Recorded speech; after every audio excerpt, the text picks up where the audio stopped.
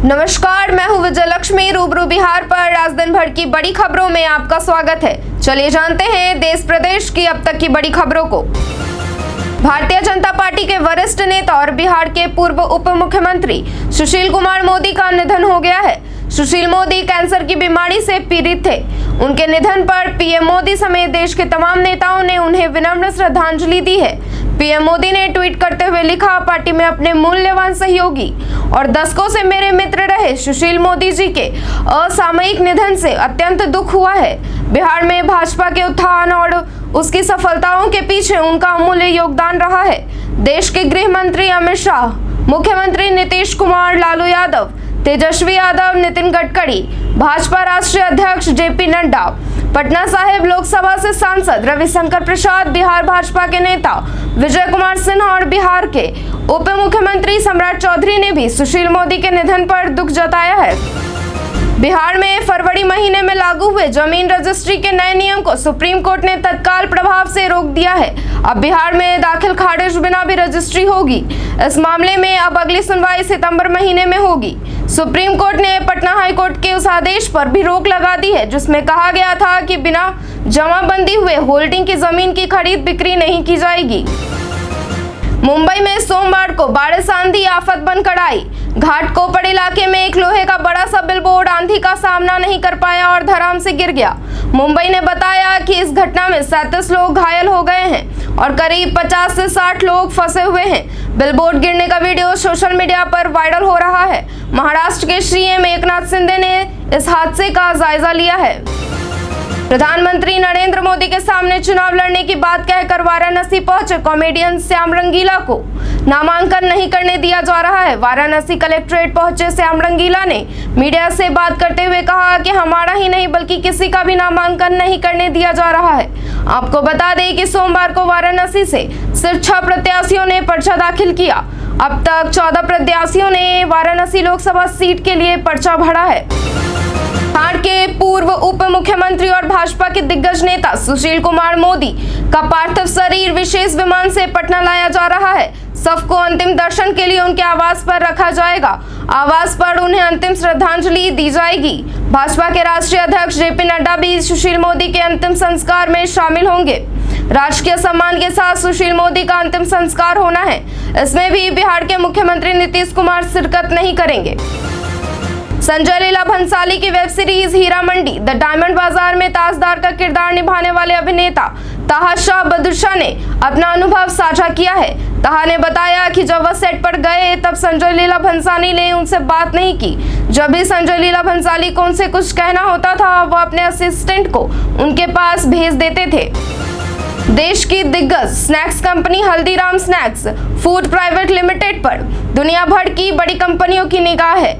हल्दीराम में मालिकाना हक खरीदने के लिए दुनिया की बड़ी कंपनियों के बीच होड़ है। इकोनॉमिक्स टाइम्स में प्रकाशित रिपोर्ट के अनुसार दुनिया की सबसे बड़ी private equity fund Blackstone, GIC Singapore और अबू धाबी इन्वेस्टमेंट अथॉरिटी की तरफ से हल्दीराम में हिस्सेदारी खरीदने का प्रस्ताव दिया गया है।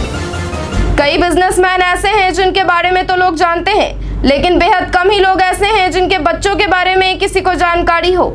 ये बिजनेसमैन पिता की बेटियां अपने पिता की ही तरह उद्योग के क्षेत्र में तेजी से आगे बढ़ रही हैं, जिनमें ईशा अंबानी, आदित्य बिरला ग्रुप के चेयरमैन कुमार मंगलम बिरला की बेटी अनन्या बिरला, आदि गोदरेज की बेटी निशा गोदरेज, यशस्वी जिंदल और राधा कपूर का नाम शामिल है। लोकसभा चुनाव में वादों का दौर जारी है। इसी बीच बहुजन समाज पार्टी की मुखिया मायावती ने लखनऊ के सरोजनी नगर इलाके में एक जनसभा को संबोधित करते हुए कहा कि अगर केंद्र में बीएसपी की सरकार बनी तो नए अवध राज्य का गठन करेंगे, जिसमें लखनऊ भी शामिल होगा। भारत का मशहूर गोलगप्पा अब अमेरिका में व्हाइट हाउस की शान बन गया है। इसे पानी पूरी या पुचका भी कहते हैं, जो व्हाइट हाउस के रिसेप्शन में लगातार देखने को मिल रहा है और मेहमानों को यह स्वादिष्ट लोकप्रिय भारतीय स्ट्रीट फूड परोसा जा रहा है। समोसे के बाद गोलगप्पा ऐसा दूसरा व्यंजन है जो व्हाइट हाउस के डिनर पार्टियों में देखा जाने लगा है। पश्चिम बंगाल की मुख्यमंत्री और तृणमूल कांग्रेस की अध्यक्ष ममता बनर्जी ने कहा कि अगर चुनावों के बाद केंद्र में इंडिया गठबंधन की सरकार बनती है तो वह उसे पूरा समर्थन देगी। इसके साथ ही उन्होंने दावा किया कि केंद्र की मौजूदा सत्ताधारी भारतीय जनता पार्टी को 543 सीटों में 195 से अधिक सीटें नहीं मिलेंगी। पटना और आसपास के इलाकों में आंशिक रूप से बादल छाए रहेंगे। उत्तर पूर्व बिहार के सुपौल, अररिया, मधेपुरा, सहरसा, पूर्णिया, कटिहार के 1 या 2 स्थानों पर मेघ गर्जन व तेज हवा चलने के साथ हल्की बारिश के आसार हैं। 3 से 4 दिनों के दौरान तापमान में वृद्धि की संभावना है। उत्तरी भागों के 7 जिलों में आंधी पानी की चेतावनी दी गई है। बिहार में इस बार सियासी समीकरण पूरी तरह से अलग है। लोकसभा के साथ विधानसभा चुनाव की भी तैयारियां चल रही हैं। एक टिकट पर दोनों चुनावों को साधने की कोशिश की गई है। एनडीए और राजद ने बिहार में विधानसभा चुनाव को लेकर भी सारा मामला सेट कर लिया है। यहां तक कि दोनों के मुद्दे भी पहले से तैयार हैं। बीएचयू के वसंत कन्या महाविद्यालय में असिस्टेंट प्रोफेसर और एटीएस जैसे पदों पर भर्ती निकली है। इसके लिए आवेदन ऑफलाइन मोड में करना है। महाविद्यालय की वेबसाइट wasant.kfi.ac.in पर जाकर आवेदन फॉर्म और भर्ती नोटिफिकेशन डाउनलोड किया जा सकता है। रिलायंस इंडस्ट्रीज के चेयरमैन और एशिया के सबसे अमीर कारोबारी मुकेश अंबानी के सबसे छोटे बेटे अनंत अंबानी की जुलाई में शादी होने वाली है।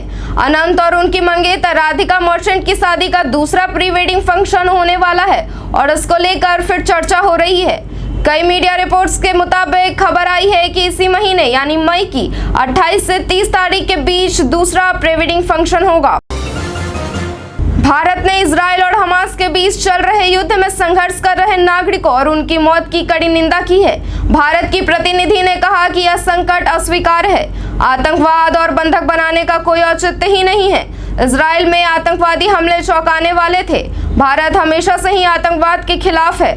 उन्होंने कहा कि भारत सभी बंधकों की रिहाई की मांग करता है, वह भी बिना शर्त। ब्रिटेन सरकार भारतीय छात्रों को बड़ा झटका देने की तैयारी कर रही है। मीडिया रिपोर्ट के अनुसार ऋषि सुनक सरकार की माइग्रेशन एडवाइजरी कमेटी ने ग्रेजुएट वीजा रूट को लेकर ऐसी रिपोर्ट बनाई है जो ब्रिटेन में बसे 25 लाख भारतीय वोटरों को नाराज कर सकती है। ग्रेजुएट वीजा रूट बंद करने को लेकर तैयार की गई यह रिपोर्ट आज सुनक कैबिनेट में पेश की जाएगी। मालदीव के साथ रिश्तों में आई खटास के बीच भारत ने फिर बड़ा दल दिखाया है। पर्यटन के मोर्चे पर झटका खा चुके मालदीव के हाथ फैलाने पर इंडिया की ओर से उसके बजट में मदद की गई है। देश ने सहयोग का संदेश देते हुए मालदीव के साथ रिश्तों में आई खटास के बीच भारत ने फिर बड़ा दल दिखाया है। पर्यटन के मोर्चे पर झटका खा चुके मालदीव के हाथ फैलाने पर इंडिया की ओर से उसके बजट में मदद की गई है। देश ने सहयोग का संदेश देते हुए मालदीव के वित्त मंत्रालय की तरफ से जारी 5 करोड़ अमेरिकी डॉलर के सरकारी बॉन्ड की मियाद एक और साल के लिए बढ़ा दी है। केन्या में बाढ़ पीड़ितों की सहायता के लिए 40 टन दवाओं, चिकित्सा आपूर्ति और अन्य उपकरणों से युक्त मानवीय सहायता और आपदा राहत सामग्री की दूसरी खेप मंगलवार को हिंडन हवाई अड्डे गाजियाबाद से राजधानी नायरोबी के लिए रवाना हो गई है। विदेश मंत्री डॉक्टर एस जयशंकर ने सोशल मीडिया प्लेटफॉर्म एक्स पर इसको ट्वीट कर इसकी जानकारी दी है। अभिनेता जैकी श्रॉफ ने अपनी पहचान और प्रचार से जुड़े अधिकारों की सुरक्षा की मांग की है। इसके लिए अभिनेता ने अदालत का रुख किया है। जैकी श्रॉफ ने दिल्ली हाई कोर्ट में एक याचिका दायर की है। बिना अनुमति के कोई भी अभिनेता के नाम, फोटो, उनकी आवाज और यहां तक कि भीरू शब्द का इस्तेमाल नहीं कर सकेगा। ऐसा करने वाली विभिन्न संस्थानों के खिलाफ जैकी श्रॉफ ने याचिका दायर की है।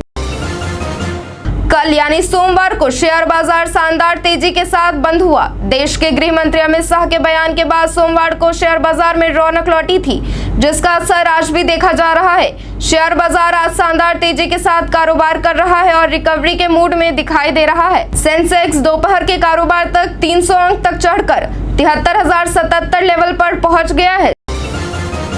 केंद्र सरकार उत्तर पूर्वी राज्य सिक्किम के सीमांत क्षेत्रों में भी प्रधानमंत्री जन औषधि केंद्र स्थापित करेगी, जिनका संचालन पूर्व सैनिक करेंगे। इसी सिलसिले में भूतपूर्व सैनिक कल्याण विभाग के सचिव ने चीन सीमा पर सिक्किम से लगे क्षेत्रों का दौरा करके पूर्व सैनिकों से संबंधित विभिन्न कल्याणकारी योजनाओं का जायजा लिया है। केंद्र सरकार के इस फैसले को पूर्व सैनिकों की स्वास्थ्य सुविधा को और अधिक मजबूत करने के रूप में देखा जा रहा है।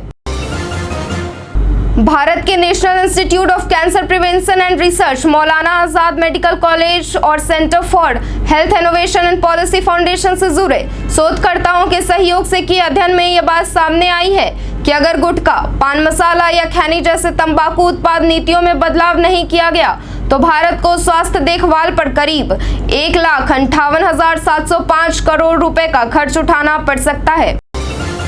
भारत ने सोमवार को ईरान के दक्षिण पूर्वी तट स्थित चाबहार बंदरगाह पर शाहिद बेहेस्ती टर्मिनल के विकास और संचालन के लिए ईरान के साथ 10 साल के लिए डील की है। विदेश मंत्री एस जयशंकर ने कहा कि बंदरगाह भारत और मध्य एशिया को बेहतर ढंग से जोड़ने में मदद करेगा। हालांकि अमेरिका को यह करार पसंद नहीं आ रहा और उसने भारत पर भी प्रतिबंध लगाने की चेतावनी दी है। राष्ट्रीय राजधानी दिल्ली के कई अस्पतालों को बम से उड़ाने की धमकी मिली है। तिहाड़ जेल को भी बम से उड़ाने का धमकी भरा ईमेल मिला है, जिसके बाद तिहाड़ जेल प्रशासन अलर्ट पर है। रिपोर्ट के अनुसार जिन अस्पतालों को धमकी मिली है उसमें दीपचंद बंधु अस्पताल, जेटीबी अस्पताल, दादा देव अस्पताल, हेडगेवार अस्पताल और अन्य सहित कई अस्पताल शामिल है। इंदौर लॉ कॉलेज के एक प्रोफेसर को विवादित किताब मामले में सुप्रीम कोर्ट से बड़ी राहत मिली है। कोर्ट ने इस मामले में प्रोफेसर बेग के खिलाफ चल रही आपराधिक कार्यवाही और एफआईआर को रद्द कर दिया है। प्रोफेसर के खिलाफ 2 धर्मों के बीच नफरत फैलाने का मामला दर्ज किया गया था। आईपीएल 2024 में आज का match Delhi Capitals versus Lucknow super giants है। यह मैच दिल्ली के अरुण जेटली स्टेडियम में खेला जाएगा। इस रोमांचक मैच में दोनों ही टीमें जीत दर्ज करना चाहेंगी। लखनऊ की टीम अपने प्लेऑफ का रास्ता तलाश रही है और वहीं पंत की सेना चाहेगी कि यहां से जीत हासिल कर कम से कम 14 अंकों तक पहुंचे। लोकसभा चुनाव प्रचार के दौरान राहुल गांधी उद्योगपति मुकेश अंबानी और गौतम अडानी को लेकर बयान देते रहते हैं। इस बीच सोशल मीडिया पर एक पोस्ट वायरल की जा रही है जिसमें दावा किया जा रहा है कि रिलायंस इंडस्ट्रीज के चेयरमैन मुकेश अंबानी ने राहुल गांधी को भ्रष्टाचारी बताया है। पोस्ट में मुकेश अंबानी के हवाले से कहा गया है कि उन्होंने राहुल की संपत्ति समेत कई मुद्दों पर सवाल पूछे हैं, लेकिन आपको बता दें कि राहुल गांधी को लेकर इस तरह का कोई भी बयान नहीं दिया गया है। यह पोस्ट बिल्कुल फर्जी है। मौसम विभाग के मुताबिक मानसून इस साल समय से पहले दस्तक दे रहा है। आईएमडी के पूर्वानुमान के मुताबिक 19 मई को मानसून अंडमान निकोबार में पहुंचने की संभावना है। उसके बाद मानसून देश के अन्य हिस्सों की तरफ बढ़ेगा। वैसे तो हर साल मानसून 22 मई तक आता है, लेकिन इस साल ये 3 दिन पहले ही दस्तक दे सकता है। आरसीबी फैंस के लिए एक बुरी खबर सामने आ रही है। आईपीएल 2024 के प्लेऑफ में पहुंचने के टीम के सपने पर पानी फिर सकता है। ये पानी बारिश का होगा क्योंकि शनिवार को सीएसके के खिलाफ मैच के दौरान बारिश हो सकती है। आज के लिए इतना ही। जिन लोगों ने हमें कमेंट किया था उनका नाम है गंगा प्रसाद, पप्पू कुमार, मोहम्मद महबूब, अतीश श्रीवास्तव, सालू कुमारी, एमडी वसीम। अब बढ़ते हैं आज के सवाल की ओर। आज का सवाल है, सोशल मीडिया पर वायरल होने वाले फर्जी खबरों से बचने के लिए आप क्या करते हैं? अपना जवाब हमें कमेंट सेक्शन में लिखकर जरूर बताएं। धन्यवाद।